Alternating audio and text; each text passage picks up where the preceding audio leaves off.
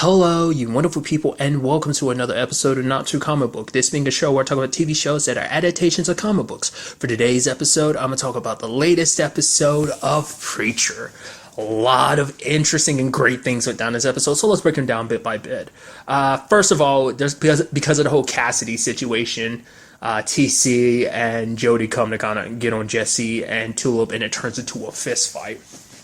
All the while, you had the conversation of Tulip being like, why don't we just kill your grandma? And she's like, I get it. She's old, so I kind of feel bad about killing an old lady. But at the same time, it's like, man, your grandma's a major bitch. So in her mind, it almost balances it out because it's like the bitchness kind of outweighs the whole her being an old grandma, like, you know. So, but Jesse tried to tell her something, but it got caught off because of the fist fight. And I love the fight between this, in particular, Tulip and TC. And they're in the bathroom, and he puts like the hair remover on top of the toilet paper and puts that on top of the hair dryer and sort of sparks fire. She pulls out the toothbrush and the eyelash thing, and he's like, I don't get it. She kicks him in the face. It's like, okay, I was wondering what the hell she was going to do with that too. I was like, okay, how's that going to work? But that happened. So, kind of breaking everything down, I feel so bad for Jesse kind of getting put inside of that crate again. It is almost kind of sweet, though, that one of the names he's got carved in there is Tulip. So, because obviously, you know, that's from back when he was younger, so probably got put in there a lot when he first got there, like as we saw last season. I don't know as he got older if he ever got put back in there. I mean, it seems like, that's their ultimate way of trying to, you know, quote unquote, putting him in timeout and stuff. But it's still kind of sweet because it's like Tulip kind of kept him going a lot. And it's like, oh, even back then you really, even though you said that to Sabina last episode, it's kind of like, oh yeah, you still kind of like, Tulip was always on your mind because she is that important to you. Like, it's so sweet. But it seems like basically to compensate with his situation, even back then, he kind of created this fantasy kind of based around what his dad wanted to be a good guy because there's not a lot of them, you know, because there are too many that are bad. And essentially, he's kind of like this martial law man, and he's taking down all these bad guys. It's kind of his way, kind of like his happy place to go to until he can write out, you know, the punishment or whatever. But, you know, the guy inside of there, I guess that's his name, Pilgrim. It's kind of like, or maybe that's just, because I don't know whether it's like that guy's name is Pilgrim, or is it more so like, oh, that's just, you know, his cowboy talk. Which also makes sense because it's like, I say it makes sense, but it's like, because I, for the longest time, always associated cowboys with Texas. You know, I'm sure that's like very stupid of me to do that, but like ever since I was a kid, when I thought Texas, I was like, oh yeah, cowboys. Because not everyone in Texas is like that. It's just not how Texas is. I probably way back in the day, sure, but that's not like, you know, my modern thought of Texas was that too. Like, oh yeah, everybody in Texas is a cowboy. Like, I legitimately thought like that, but nevertheless. But he's kind of like, yeah, you left that girl of yours behind, so stop waiting for the train to come and just get the hell out of here. So Jesse does his plan, which is pretty ingenious, kind of, you know, doing everything he can to get out of the box, while Tulip's dealing with the whole Jody situation. And I love it, because out of anyone, Jody admires her the most, because he's just like, man, you got some balls on you and stuff, just how... And because that's why I'm like, you cannot deny how much of a badass Tulip is, because no matter who the hell it is, she don't bow down to nobody. Madame Marie's up there talking about this and that, and just kind of like, oh yeah, Jesse won't do anything to me because we're family. He's smart. And she's like, well, you just wait and see. You'll see just how stupid I can be. And it's just like, she does not bow down, even with Miss Marie being like, oh, everything you do, every shit you take, every breath you breathe, every moment is thanks to me, is what you owe me for giving you back your life. And she's like, all right, thanks. And it's just like, oh, I love you, Tulip, dude. And then the whole getting away from Jody, it's like, oh man, she's so, because I was like, oh man, that sucks. Her one way out got taken away. But it's like, no, I guess that was all a distraction, because like while he was so busy trying to deal with that, she probably secretly stole his pin when he was busy trying to stop her from escaping with what he thought was her only escape plan. To be fair, they kind of already showed you that her escape plan was going to be the pin anyway. She probably knew she'd get captured with that. So, or at the very least, Tulip being who she is, probably just had a contingency plan, that being the pin, but still. And there's also that weird thing with TC and Madame Marie. I didn't know. I was like, so I guess that takes it out of my head that they're his uncles or whatever. It seems like, I guess they're just two dudes that work for Madame Marie. But it almost seemed like, you know, Jody cared about his mom, Jody, Jesse's mom. But I guess it's just like, oh yeah, we're just all under the same house. So obviously, like, I care for you like family. So maybe that's just as far as the relationship is. If not, that makes that whole, if they are kind of family, that would make that whole situation with Madame Marie like super weird on many, even more levels. But it's like they're doing this kind of like role play thing, and I'm like, oh my god, that's so weird. And so I guess because she isn't as, because like he didn't get hard, so she got pissed off about it. Not just only him fumbling the line, but she grabbed his junk, and I guess because normally she'd eat people's soul and she'd be young and beautiful, and now she doesn't feel young and beautiful, and him not getting hard, it was kind of further proof of that, and she just kind of was just kind of like, no, I'm done with this. Go bring me tulips, I can eat her soul and get young again, and then we could, I guess, potentially pick this up. I mean, more so than anything, she wanted to get rid of Tulip anyway, because it's just like, oh, I hate that lady, she makes me sick. I mean, I would assume, I guess it, I mean, it definitely doesn't work in vice versa. I was wondering, like, what, because that's the thing. Because as we find out, it's like, if Tulip kills her, Tulip dies as well, because their lives are connected, which I pretty much figured was what Madame Boyd said last episode. Because Sabina was so adamant, being like, oh yeah, Jesse won't die. It's like, yeah, but you're leaving out the fact is that Tulip might die. I didn't know whether it was like, whether it was going to be like anyone who kills her dies, but it's like, no, the whole like eating that, all that stuff, like, the nails and hair from Tula, all of that was a countermeasure. That wasn't necessarily part of the whole bringing her soul back. That was like, nope, if Jesse ever tries to hurt me, he'd end up hurting Tulip. It's kind of what that was. So it was it was kind of an added bonus to the whole like trying to bring her back situation. So it was kind of a thing all on its own. Situation, but I guess not. I guess it works one way and not the other way, which is super fucked up, in Tulip's case, because it's like, yeah, if she dies, I die, but if I die, nothing happens to her. That sucks. But like I said, I assume it's just kind of like oh yeah, like she wants to feel young and spry, and then maybe I don't know. I don't know how far back that whole her and TC thing goes, like whether that's something that happens all the time.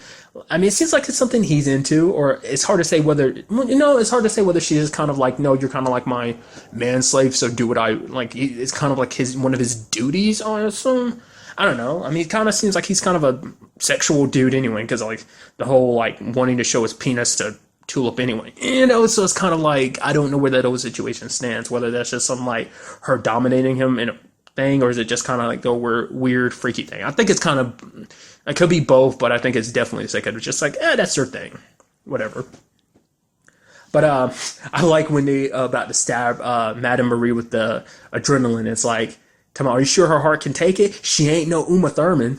And then Madame Marie wakes up, and so does Tulip. Not until after God had to be kind of come and be an asshole, and it's like, oh yeah, Tulip, here you are, dead again, continuing to fail me. It's like, I'm not, she's like, I wish Tulip could be like, I'm not here to serve you, you asshole. It's just kind of like, she's kind of cold. Like, what the, like, that's what I'm so curious about. What the hell does he want with Tulip? And it's like, could you be less of an asshole about it? I mean, come on, just like, oh, you failing me again and again. It's like, man, you're just giving Tulip and Jesse more reason to kick your ass later, like when they finally track you down. It is funny that you are nearby enough to kind of pop in like that. Like you popped up last episode when you were driving right by Tulip without her realizing it. Once again, still dressed like man dog. It's like, do you wear that suit 24/7? I mean, we subsequently saw you take it off last, season, at the end of season 2, but it's like every other time he's popped up, he's been wearing that damn man dog suit. So it's like, do you not have any other clothes on Earth or something? Nevertheless. But then the situation is bad because it's like, okay, Madame Marie her heart is weak. So if she dies, then that means like Tulip would die. So it's like, okay, we need to feed her a soul. It's like, what about Tulip's? It's like, that's not going to happen. And then all four of them are just kind of just staring at each other. And then we see it kind of breaking out into a brawl. Yet again, I love that. So the question is, whose soul is she going to get? I'm going to assume it's going to end up being Madame Boyd's, just because, because even Jesse's like, yeah, she's the one that put that in your head, right? Yeah, so she's officially on our shit list now too, which is interesting considering the past her and Jesse had. But I guess that doesn't mean jack squat to him anymore, because it's like, yeah, no matter what, you try to kill the person I love, which, like I said last episode, it's most likely like, because she knew it would work that way, it was meant to be a twofold thing. For one, it takes out the competition by taking out Madame Marie. She just hates her naturally anyway. But also, it also would hurt Jesse because it's like, oh yeah, the woman you love is dead. So they could do that. They might end up doing something else. I mean, as we can see though, they're definitely stuck here, both of them. So Jesse can't leave because of the spell, but also like, they can't do anything to her because if they do, like, Tulip will die. So it's like they're kind of screwed on two fronts. They might be stuck in a situation of like having, whether they want to or not, having to continue working with Angelville. But like I said, we'll have to wait and see. And on the other side of things, we had the whole Grail situation where we got introduced to the Allfather. I'd seen him in promotional stuff. I was like, I don't know who that character is. And now we know. Like, it seems like he's the top dude of the Grail because Hair is like the head of the Grail, but I guess like the Allfather is even above him. I guess he's like on like a holy man status than maybe even the Pope and stuff like that. I mean, that's what he's kind of like some like super powerful religious authority. I mean, it's actually kind of interesting because it almost seems like Hair Star is actually afraid of him, which you never see him afraid of him because he's even afraid to kind of really give the wrong answers because he's like, oh my God, like the dude's going to skin. It's kind of, I don't know, because even like how Featherstone isn't really too scared like of Harris. She's like, oh, you gotta kill us. Like, I completely understand, sir. Like, oh, here, let me fix up the gun like she did last season. But it's like to see Hairstar being like so nervous around him is just so interesting. I guess he just has a lot of clout and it's like you can't do anything against him. Makes you wonder, is there a lot more to him? Like in the sense, does he have like something beyond just regular powers? Does he have something else, or just does he have an army that, like, I don't know. Like I said, for someone like Hare doesn't care about authority because let's not forget how he got this position in the first place. He killed the previous dude that was running this operation. So it's like, why do you feel the Allfather that much? So it kind of shows you there must be so much more to him. You even had this because this whole thing is circling around Humperdew, sorry, and basically he's meeting all these top people like the Queen, and I assume like top people from everyone, because everyone's got to know ahead of time. Like, obviously the top people have to meet the Messiah first before it becomes worldwide known, but he's still being who he is. Hairstar is not too keen on it. What's interesting too, that was kind of an interesting detail. It turns out the Allfather has no idea about what Hairstar is doing, which I guess this whole situation is almost, well, because by putting Jesse at the top front, he will put himself in that position of like, oh yeah, I will be the right-hand man to the Messiah. I guess that's kind of what he's hoping for, which will probably most likely put him, when it comes to power and position, being above him and everything. I would assume that's what it's all about, because the reason, like, why not tell the Allfather that was your plan? Because even when the Allfather was like, oh, there's been rumors that Jesse Custer has the word of God, and he's like, I have no idea, which is so interesting that they know about that. But then again, I kind of forget the girl has connections to heaven, so obviously that's one of heaven and hell's like best kept secret. Well, even then, let's not forget they also have connections to hell as well too. So obviously that would make them in the know about a lot of stuff. So, and I'm sure that makes him privy to it as well. Like I said, that's why I'm not sure if he's part of the Grail or whether he's kind of an outside thing. Like the Grail serves under him. It's like, once again, still. Either way, like, he's in a powerful position, but it's because it seems it's so interesting because like even they never really referred to it as the word of God last season, but I guess even they knew what it was. They were testing out just as, oh, what he has is the real deal. So because once again, it's like no one technically knows aside from Featherstone, Hoover, and Star. Like no one knows that he like has the word. Like neither does heaven or hell. I would assume it. No one still knows. So once again, because not even Satan knows, because the Satan never told him about that aspect either, so either it's bargaining chip for later on, or for him he just doesn't care because maybe he feels like that would get in the way of him killing the preacher, but also maybe it's just because for him he doesn't realize the significance of it. But either way, that's beside the point. Well, to the point, but beside the point. But it seems like the Allfather is all in on this Humperdew thing, especially after Humperdew did his tap show thing, and everyone was just super quiet, and Harris just kind of like, oh my God, he's going to skin me alive. And then like the Allfather's super into it, and everyone else is clapping like, yeah. So that's good.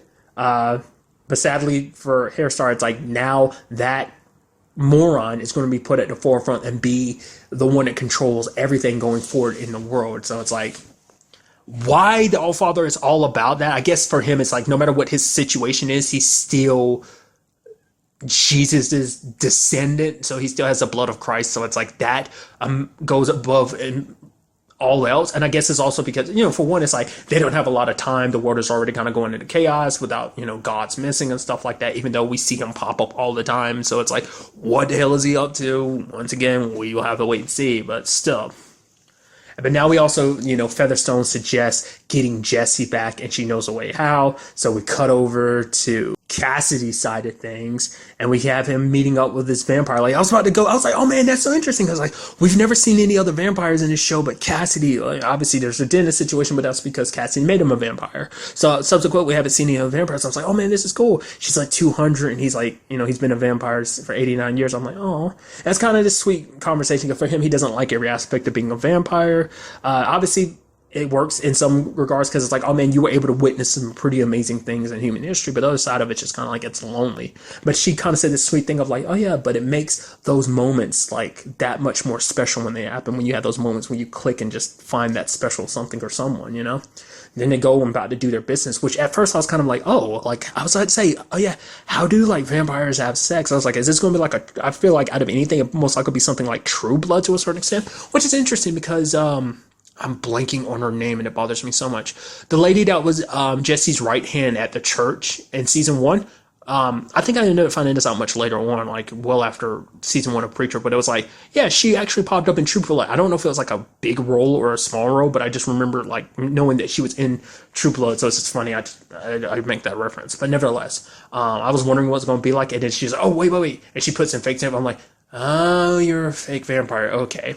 And it kind of upsets Cassidy because I think on some level maybe it's like, oh wait, I found someone else like me, and it just, well, for one, I think twofold. One, it's just kind of like, okay, it thought like they were having this sweet bonding moment, and then it's just kind of like, oh, it's all fluff because you think this is some joke, which kind of feeds in the reason too of just kind of like you're just one of those humans who gets a kick off of this and just shows her his real things and kind of scares her off.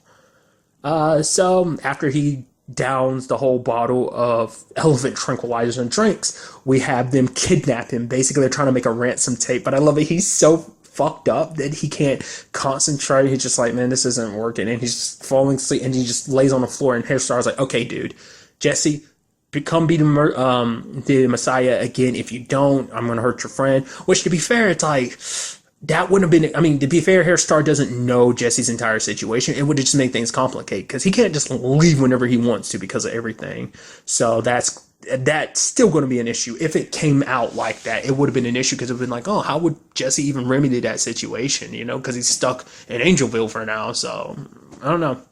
But lo and behold, it turns out he, like some people jump him and take Cassidy. I was like, oh man, immediately my brain went, oh my God, it must be the group from season 1, the group he was running away from, that religious fanatic group, the ones that fight him like at the very beginning of the series on top of the plane. I thought it was that. Turns out it's not the case, but still begs a question. They have not circled back around. I mean, to be fair, like he's run super low under the radar, which connected to all of that is the interesting aspect of like, we have not seen any other vampires. Like, Cassidy is the only one we've come across. I'm sure he's talked to people who are vampires. There's a person who's trying to get money from back in season 1, in the first episode. And there's also the person he talked to last season about turning dentist. So whoever that was had to be someone that was a vampire themselves. It didn't sound like someone talking from like, because he's like, oh, what kind of person is he? Because he knew like becoming a vampire would amplify his personality. So it turns out it's a group known as the Children of Blood. So what I can only assume this is, and the way he's kind of like, oh, great. It seems like it is kind of like a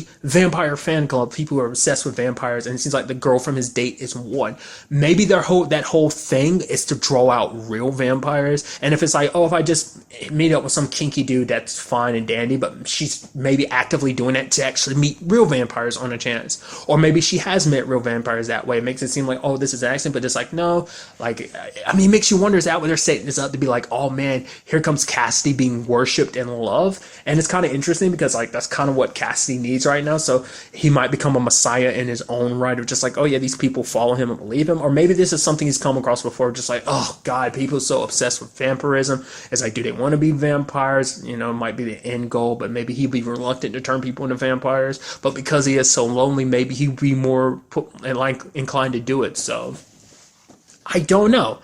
Like I said, this kind of puts a hamper on a lot of stuff because, well, for one, this leaves Jesse and to focus on their whole issue right now, it kind of screws over the whole plan here Star has about replacing Humperdew with Jesse. So there's that.